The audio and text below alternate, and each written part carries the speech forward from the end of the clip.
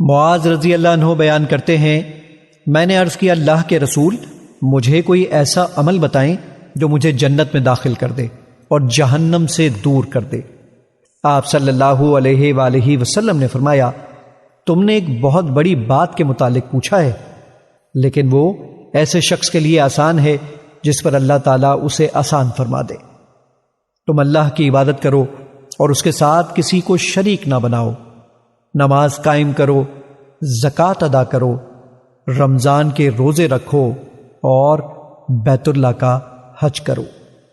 پھر فرمایا، کیا میں تمہیں ابواب خیر کے متعلق نہ بتاؤں؟ روزہ ڈھال ہے، صدقہ گناہوں کو ایسے مٹا دیتا ہے جیسے پانی آگ کو بجھا دیتا ہے، اور رات کے اوقات میں آدمی کا نماز پڑھنا گناہوں کو مٹا دیتا ہے۔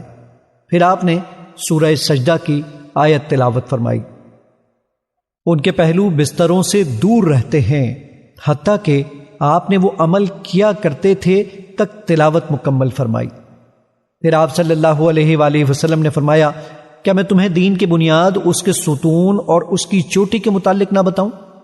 میں نے عرض کیا، کیوں نہیں اللہ کے رسول، ضرور بتائیں۔ آپ صلی اللہ علیہ وآلہ وسلم نے فرمایا، دین کی بنیاد اسلام ہے، اسلام کا ستون نماز اور اس کی چوٹی جہاد ہے۔ پھر فرمایا، کیا میں تمہیں ان سب سے بڑی چیز کے متعلق نہ بتاؤں؟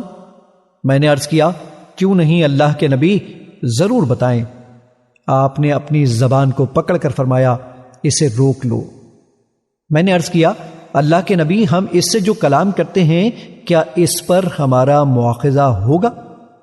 آپ صلی اللہ علیہ وآلہ وسلم نے فرمایا، معاذ، تیری ماں تجھے گم پائے، لوگوں کو ان کی زبانوں کی کاٹ ہی ان کے چہروں یا نتنوں کے بل جہنم میں گرائے گی۔